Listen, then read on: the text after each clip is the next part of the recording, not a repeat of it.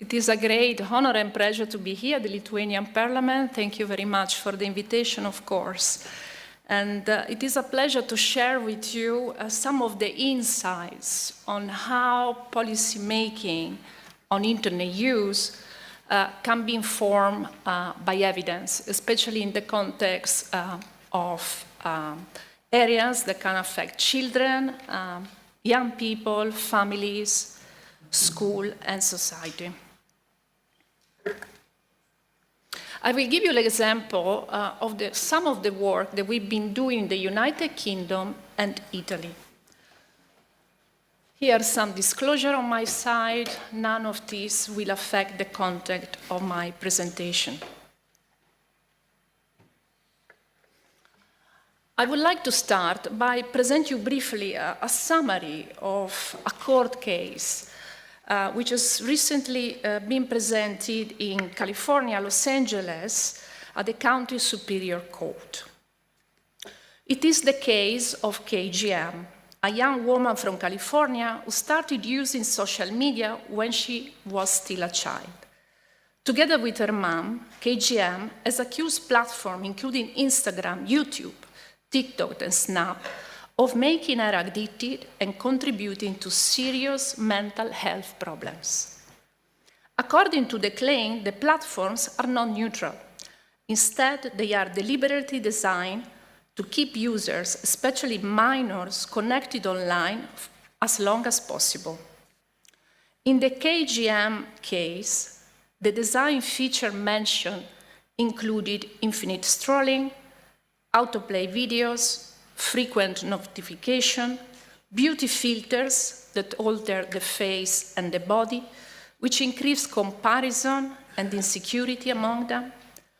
KGM says that during her teenage years, she spent more and more time on social media, often at night, sleeping very little and constantly thinking about the likes she received, the comments by others, and their physical appearance.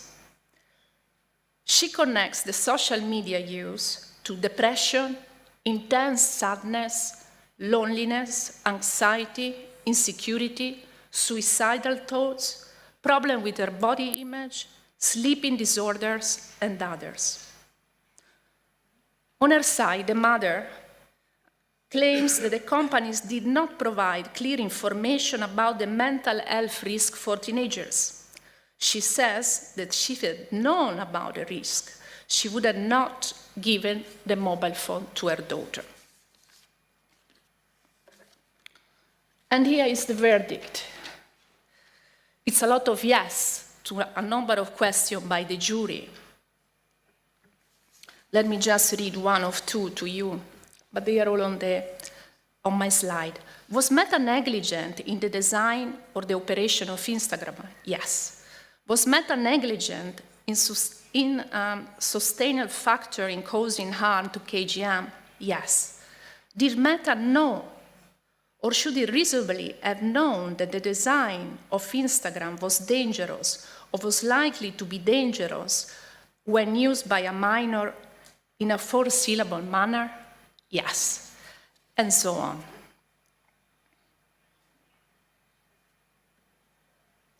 The internet was once described as a space of freedom. It promised open communication, access to knowledge, creativity, participation, connection. For young people especially, it seemed to offer a new culture, a digital culture based on sharing, empowerment, expression, and belonging. But today, the benefits of internet are unclear. Social media use, extensive social media use, has been linked with isolation, cyberbullying, lack of privacy, anxiety, depression, lack of sleep, stress. We cover all this very well in the morning, especially for children and young people. Digital risks are evolving quickly, and governments are expected to respond also in a rapid way. This creates a real pressure on policymakers. but at the same time, it shows the importance of science. In the age of fake news and misinformation, science, with its integrity and rigor, can help to separate the evidence from fear, ideology, and industry interest. We talked also in the previous presentation about age bands. But are age bands really effective? Part of the answer came from our policy mapping that my colleague presented a few presentations before. And we've seen that the big elephant in the room here is very much the public health, the mental health aspects, which needs to be covered in these regulations. Restriction really need to be combined with education, but also participation with children, young people, families, school, policymakers, and all these groups should be involved in the solution. In a way, we should move from the question, should we ban this, to how do we prevent harm by educating, supporting, empowering, evaluating, and creating a safer environment. We really need to work all together to find a solution which are evidence-based. We all deserve, not only young people, a safer online environment. I would like to share now some of the work that we've been doing in Italy. One of this work is based on a social media prevention campaign on the problematic use of the internet. It was funded by our Ministry of Health.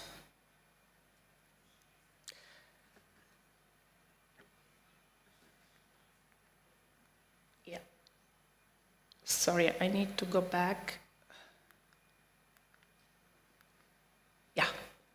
So what we were trying to address with the campaign, we look at one of the most popular trends on social media. It's called Fitspiration, which combines two words, fitness and inspiration. We know that every day, millions of videos and posts are shared on social media, presenting a visual representation of a perfect body.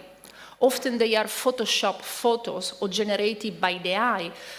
They show extremely toned body, and they promote physical exercise, extreme diet, extreme exercise, and sometimes the use of what we call image and performance enhancing drugs. We really live in an image-based society, where appearance is often seen as a synonym of success. And especially for young people, the likes that they receive on their post, the approval, the number of followers, are really linked to their own identity and self-esteem. With the campaign 100% Me, we try to prevent this type of behavior. Here are some examples of inspirational posts. And what we've seen from the study is that they are often linked, with poor quality of life, exercise addiction, body dissatisfaction, so objectification of the physical body, use of substances, and so on. So, we designed a campaign, but it was also a research study at the same time. It's extremely important to evaluate any type of intervention that we share out there. The campaign was co-created with young people, athletes, and artists. Also the art should come in, especially when we need to communicate to simplify a very complex message in society. So we co-created the content of initially 5 videos. And we managed to stream them online. Even the making of the videos were extremely insightful for all the participants. We evaluated the impact of the campaign. We went into schools, participated at events, we added the videos on a new YouTube channel, and we did a pre- and post evaluation of the videos that we were showing. At the same time, we also measured the potential for behavioral change. The results. We've seen that even some brief video co-created with all the group had very significant, led to very significant improvement in knowledge and awareness of the topic addressed, as well as a very strong potential for behavioral change. This was just the beginning. We launched our campaign in a public event. We invited the Italian Minister of Youth and Sport. We had over 250 participants, and it was very well received. But this was just the beginning. Once we launched the campaign and we had our public event, things start moving. We had a direct link with Policymakers, and this led the University of Trento to sign two agreements with two ministers. The Ministry of Youth and Sport, who was present at our event, and the Ministry of University. This means that the university researchers will collaborate with the governments in terms of scientific research. We got a wonderful Spanish example here. We heard earlier on, training, prevention activities, awareness raising, dissemination, monitoring, and so on. It's extremely important for university and researchers to have this type of agreement and work in alignment with the government. We also had the Olympic Games. They just happened at the time of our campaign. We were able to show our videos to over 2.5 million visitors and 3 million watchers of the Olympic Games in different sites. This was extremely important for the visibility of our effort. This went also beyond. The campaign was seen, and we were invited by a museum, the local Museum of Science, to inform two public exhibitions that were open, are still open, but they were open at the time of the Olympic Games. So more visitors had access to our own material. It's an example that shows how we started little by a collaboration between different groups and how this snowballed in something bigger. Agreement with the government, presence in the museums, invitation to schools, and so on. Together with some colleagues, including Professor Pallanti, we also decided to contribute to the first Italian book dedicated to new behavioral addiction. We need to think of our students. As academics, we need to have up-to-date educational material in our classrooms. And this was the first example at the national level, which really should be encouraged also in other countries. We've been invited to attend podcasts at the national level. We invited to present our book at the Italian Senate, so the Italian Parliament. And then we decided to create our own podcast channel. All this happened very quickly, in less than 1 year. We launched the podcast channel only a few months ago, and within months we got over 1,500 listeners in 20 different countries. Again, the podcast channels relies on the contribution of students. And we really emphasize the role of lived experience of people affected by PUI. A successful example from Italy, but let's move to the United Kingdom. Initially, we worked with the Parliament in terms of occasional evidence. We were calling to Parliament to provide evidence on different topics. But from this initial relationship, something much bigger developed. We organized a couple of events the year after, and then we were invited to create a parliamentary group, all-party parliamentary group, which will launch in April 2025. At the moment, we got 16 MPs who are supporting our initiative for parliamentary office. And the benefits are very clear for all the parties involved. Parliamentarians, they can rely on very strong evidence base coming from researchers. For us, is the access to new dissemination channel and the impact on policy making. And all these can really contribute to informed-based policy making.